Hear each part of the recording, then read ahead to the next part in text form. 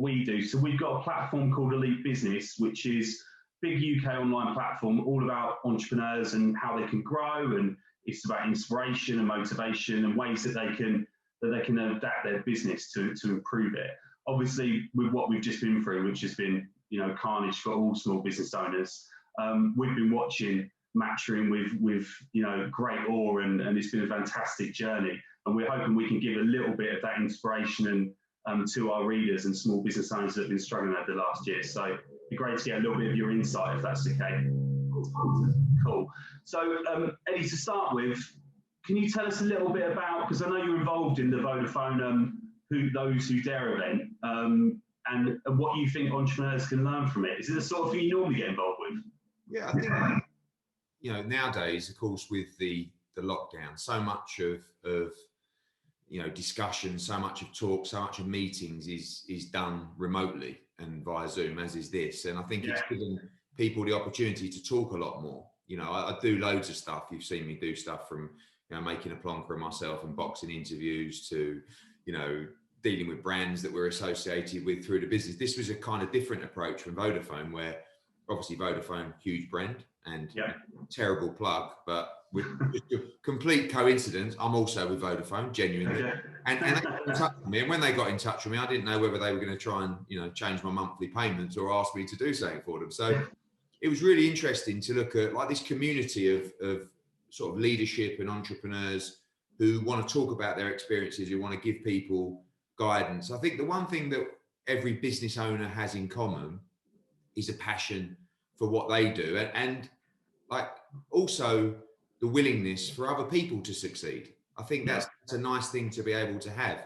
Normally, you don't want your competitors to succeed, but when you get to a comfortable point in your life and a comfortable point in your business, you're quite relaxed about that as well. But certainly coming out of lockdown, seeing small business, medium-sized businesses, and even big businesses as well, evolve, learn, bounce back, fight back. It's been a horrendous time for all businesses, really. I mean, unless you're in, the pharmaceutical world and stuff like that. So I think, or you're making face masks, which that's also a nice business to be in. But I think that the challenge, you have to see it as a challenge. You have to be excited in a way about the new world that you live in, and you also have to be excited the fact that the end is near.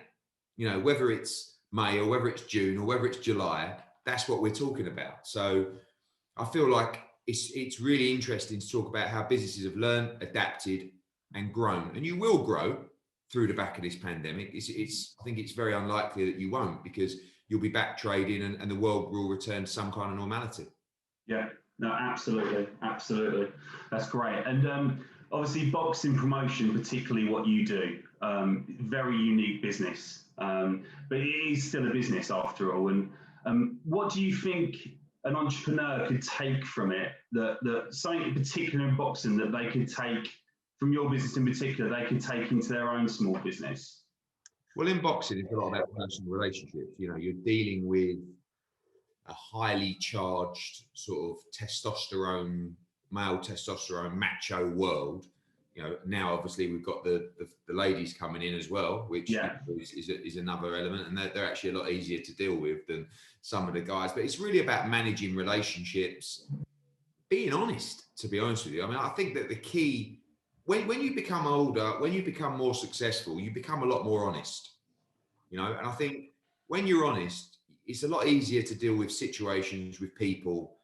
Credibility is everything in business, and that's something that is very important to us. We've got a fantastic track record of that over the last 30, 40 years of the business.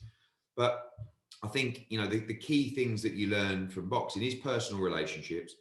The other one, which is so important to all businesses, is budgeting and forecasting, and making sure that you are absolutely across the numbers at all times. You see so many small businesses, will start, have they even created a budget? Have they done a financial analysis? Have they really looked into the numbers? Be conservative with your budgeting.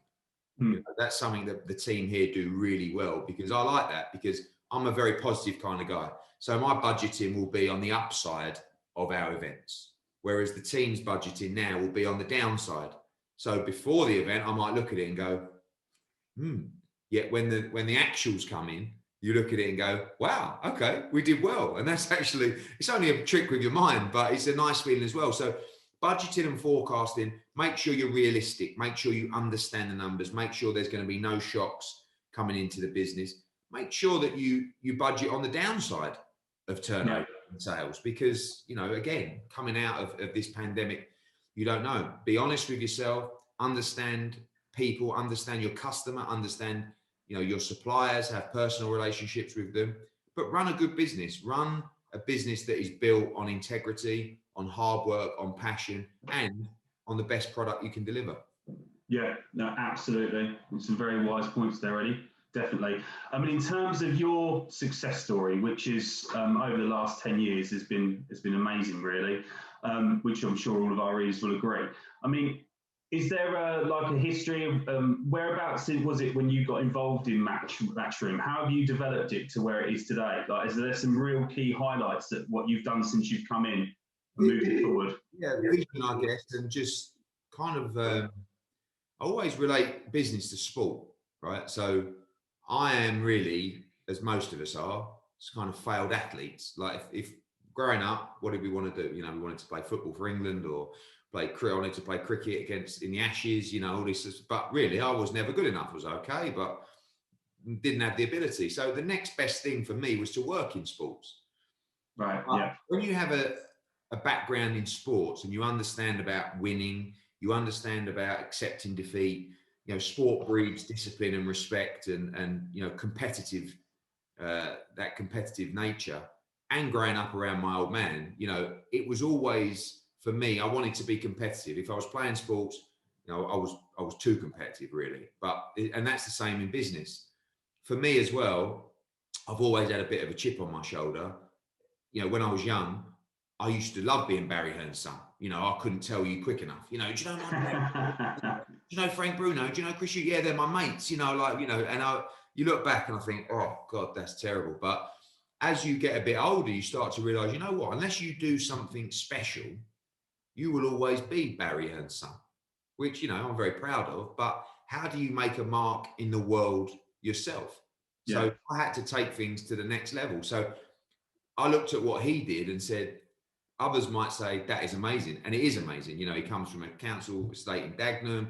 You know, he built this business from scratch. But I looked at it and said, well, the only way I can get respect for myself in my own right is to take it to a completely, you know, new level. So, you know, it starts off, you're talking about, you know, boxing was in a state that it was in leisure centres, and there was 300 or 400 people going a night, and you know, the broadcasters had no ambition. And I wanted to change that. You know, I wanted to go to the big arenas. I wanted to bring back the big fights, and it goes from there. You know, I started off in Sheffield Arena with Kell Brook with 6,000 or 7,000 people. Then next thing, Carl Froch is beating Butte at a full up Nottingham Arena. Then Darren Barker's winning a world title in Atlantic City. And then, you know, you're thinking, okay, so now we've done these arenas. I want to do Wembley. You know, I want to sell out Wembley. And people saying to me, look, you're crazy. Like, you know, we went to the O2, filled it up with Froch Kessler. Then we did Froch Groves at Wembley, 80,000. You know, then we signed Anthony Joshua, then he won the world title. Then we did 90,000 against Klitschko at Wembley. And it's just about drive, passion, pushing the boundaries. You're only ever limited by your own imagination. So for me, that growth has continued, and it's just always been about the next step. Where do we go from here? So once we conquered Britain, it was, I need a big US TV deal. You know, we went out, we did that. Now it's, okay, Italy, Spain, Australia, the Middle East. This is the global expansion of Matchroom, and particularly boxing. So you have to, I think what we've learned in lockdown is you've got to get the mix right between being driven and being a bit sick in the head when it comes to, you know, just development of the business and the will to work and grow.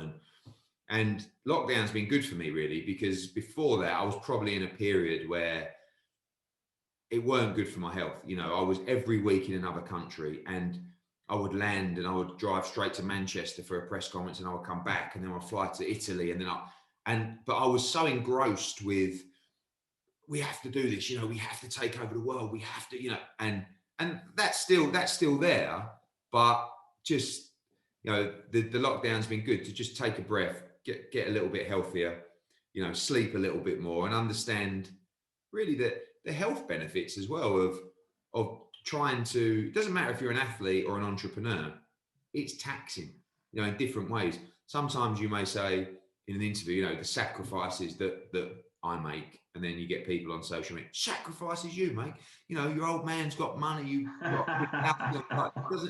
It doesn't always just come in the way of, you know, working on the road, or go, you know, it can be in many other ways, physically, emotionally, mentally, you know, from the sacrifices you make for family time, you know, Yeah. sleep, for health, for your mindset, you know, all these kind of stuff, for your mental health.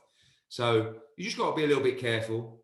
But really, my drive is personal, really. You know, that's the key. But it all comes down to having a passion for what you do. You know, if you love what you do, then it's a lot easier to go out and actually, you know, push the boundaries, put the time in, and have a dream and chase that dream. And I think that's something we try to create at Matchroom as well, is that environment for young people, you know, young potential entrepreneurs or bright, smart people with big futures to grow within the business. And that's really important to us. And you see a lot of our senior people now have been at the company since they were 15 and 16. You know, Frank Smith, who works with me on the boxing, he started working here at 15. You know, he's now 28, he's CEO, he's one of the best operators in boxing. And we're really proud of providing that kind of environment for our team. Yeah, no, absolutely. And Eddie, obviously reading about some of your past industries when you worked, and we actually share a common ground in the double glazing conservatories years back, which is a great environment. And I think if you've got sales in your blood and you want to know if you've got it or not, that is definitely the place to go and trial out. I mean, did you ever see, when you were working double glazing and picking up that phone 100 times, did you ever see yourself pulling off, you know, some of the biggest deals in boxing history? No, definitely not. Because about that time, I was engrossed in boxing. You know, this was at sort of 16, and that was when my dad was promoting boxing at the highest level. So I don't know. I've always had, I suppose you call it a little bit of the gift of the gab. Growing up, I was like that cocky kid who would always, you know, I was selling programs to my dad at York Hall and, you know, all these other places around the country. And he would also bring me into the office in my summertime, and he would get me on the phones, and I would be going through the local businesses trying to sell advertising boards or space in the program for local businesses in Leighton to sponsor Leighton Orient. I mean, that's harder than actually double glazing, trying to get someone to sponsor Leighton Orient. And but the selling on the phone is probably the purest form of selling. It's changed a lot over the years, because now, you know, you get it 5 times a day. And it's, when it was say it was hard then, now it's impossible, actually impossible to sell over the phone. Like to get someone's attention, to engage with them, you know, to get someone to want to listen to what you're saying on the phone now. I'd hate to be doing it now, but back then, you know, every now and again you might get a phone call at home from a double glazing company trying to sell, and it was almost quite funny. Yeah. And I look back on it now, I'd love to go again now and see how I would get on now, because I really enjoyed it. That kind of thing's a challenge. You know, some nights we'd do 2-hour slots. They'd give me a telephone book. You might be too young to remember those things. No, but, definitely you know, not. You go from the backwards to the front. Tonight they'll go M, right? And you start with M, you know, Martin. Hello, Mr. Martin. Hello, Mrs. Martin. And literally, you know, you could do 2 hours and you haven't even got more than 5 words out of someone, you know, and then all of a sudden, just where there's 5 minutes to go, you know, you meet a lovely lady or a lovely man who's actually realized that they need some new windows.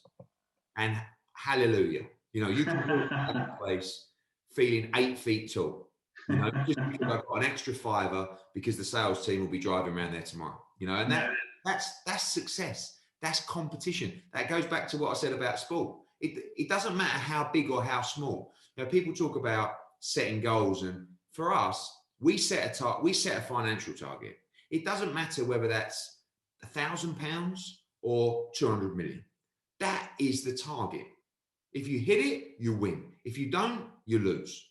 Right? That's the competitive nature and instinct of sport, really, for us. So that's how we run our business. And that's the same with double glazing. Doesn't matter that it was a fiver. Doesn't matter that the time the sales team went round there, they realised actually the woman was a bit of a waste of time, and they never saw each other again. I did it. I achieved my goal there. You know, I did what I had to do. I won on that particular day, and I loved it. Brilliant, brilliant. And the Joshua Fury fight obviously has the potential to be the biggest in history. I'm sure you'd agree. And I know a lot of the figures are yet to be agreed and announced. In terms of though, just in terms of like big business and you know what we can expect. I mean, is there any revenue projections? What sort of numbers are we estimating here? And do you think that do you think that it has the potential to reach the audiences that you're looking for? Are there some new things that you guys are going to have to do to get the audiences in? It's the biggest fight. You know, it's the biggest British fight of all time, and one of the biggest fights of all time. So it's a fight that's going to be, you know, resonate around the world. It's the undisputed heavyweight championship of the world. It doesn't get any bigger in boxing. It's taken a little bit longer than I hoped because of the world we live in at the moment. You know, like I said, we're in a probably coming into or out of or wherever we are of a global recession. We are coming out of a global pandemic. And it's very difficult to run major sporting events in the world we live in at the moment with so much uncertainty around the world. We are on the cusp of getting that deal done. We have a site fee that we've accepted and we're closing out the terms of that now in the contract. So I'm hoping in the next sort of week or so we'll be in a position to announce, but I've been saying that for 2 months. So, you know, I can't do any more than we're doing. In terms of the size of the fight, just huge. You know, it's like the whole world will stop and watch. And, you know, for boxing, it's a very important fight because to continue the sport and to let the sport continue to thrive, we need to make these marquee fights, and it doesn't get any bigger than AJ against Fury. Yeah, absolutely, absolutely. And what were your thoughts, Eddie? Because obviously there's been some talk about this as well at the moment. What were your thoughts about? Well, I know Leighton Orient didn't get the invite to it, but your view announced recently on the Super League. Yeah. Do you think football's reached a tipping point where, as in boxing, the audience not in the ground is more important than the fans inside? Yeah, I think what that showed was that whole episode, it showed was fan power. Yeah. You know, quite amazing that all the clubs folded, you know, under the pressure of the fans, really, and the uproar. And a lot of people, you know, in the media space, people like Gary Neville and Jamie Carragher putting the pressure on. And that's something that we should never forget, how important the fans are in the event. Look, we all run business. You know, I'll be criticised sometimes when I'm speaking negatively about the Super League and someone says, well, you've got a cheek. You know, you're doing a show in Saudi Arabia, taking a British fight over there. And of course, we are driven in business by money, and we're driven to deliver the best opportunities for our athletes. So if I've got an opportunity for AJ to make, you know, 30 million for a fight in the UK or 100 million for a fight in the Middle East, at the end of the day, it's a fight. These guys are going in trying to knock each other out. Their health is on the line. You know, their career could be over at any point. This is the biggest fight in their career. So you have a job to do. What the Super League done was they just didn't understand the sport, the market, the fans, the history, you know, and the importance of the role that football plays in this country. Yeah. So, you know, the one British owner or you know, the guy behind it in Daniel Levy in Spurs is probably the guy that's on the hook a little bit more because he should know. You know, when you're talking about the Glazers or, you know, the Arsenal owners, okay, they come in, they look at a business model. They don't really care for the game. They don't really care for the fans. They say, how can we make Manchester United or Arsenal a powerhouse of business that's going to continue to grow? Its value is going to continue to increase. And that's what we have to do. I bet they couldn't believe the response. You imagine, I mean, it's mad, isn't it, to think that this was going on for so long, these conversations. And that's the kind of thing that infuriates fans. You know, that these conversations were going on behind closed doors without thought for the fans, but without thought for the management, the players, and that you know, you started seeing the players revolting a little bit because they were going, hang on, you've made this decision without even talking to us. So everyone felt disrespected. And it will be very hard for those clubs to bounce back from that period, and the owners particularly, because I don't think the fans will trust them. How can they? And let's be honest, you know, if there wasn't the uproar that we saw, or if there wasn't, you know, or if the uproar was maybe muted to half, they would have still done it. I Yeah. mean, like, this wasn't actually, we've been thinking about the structure and we've decided not to move forward. This was, oh my God, have you seen the response? We just got no choice but to pull out this thing. So yeah, not the greatest episode for, I also think that it's very difficult for the public to relate to football and footballers in general now. You know, they're normal people, but they are on 2, 3, 4, 5, 600 grand a week, and they live, you know, and good luck to them. But I look at sports like, you know, different kind of sports that we work in, like darts, right, which is just a huge business now. And I feel that when you go to Alexandra Palace and you put on your Smurf outfit or whatever you're dressed up in as, you know, as in your fancy dress, and you see these guys coming out who are making a lot of money, but they are Joe Bloggs. You know, they are Mr. Normal, and they look on their face, you know, they can't believe they're here, because 2 years ago they were working on a building site, playing pub darts, you know, in a league. Now they're walking out in front of 10,000 people, making 7 figures a year. So, but you know, I just feel like the fans, they respect them more. They're engrossed in them. They support them, and football's just become a little bit disjointed. But that happens when it's a multi-billion-dollar industry. It's very difficult for people not to make poor decisions. But I think these guys will remember now the importance of the fans. Yeah, absolutely. Sorry, guys, it's Tom here. Scott, Eddie just got another interview, so if it's okay to... Yeah, I've just got one more question, Tom. Just one more question, and then we're good. That's okay? So Eddie, final question before I leave you to crack on with your other interview. All-time greatest boxer in Eddie Hearn's personal opinion, who would you say? Well, I think it would be difficult to go past Sugar Ray Robinson. I mean, you know, and obviously well before my time, but you know, the record, the performances, the footage that I've seen, and the way people talk about him. But for me, also Sugar Ray Leonard, you know, a guy who sort of, as I was growing up, was a little bit before my time, but that period of the Four Kings, you know, with Duran and Hagler, who passed away recently, and Thomas Hearns and Sugar Ray Leonard, that was the golden period. And that's where we need to get back to, where those guys just fight each other all the time. You know, that's all they should do. 4 greats of the division fight each other twice. He fights him, he rematches him. You know, that's where we need to get boxing back to. Brilliant. Eddie, listen, I won't take up any of your time this morning. Thank you very much for joining me. It's been great to meet you, man. And yeah, hopefully we'll talk soon. Cheers, mate. Thanks a lot. Cheers, Eddie. Thanks, Scott. Thanks, Tom.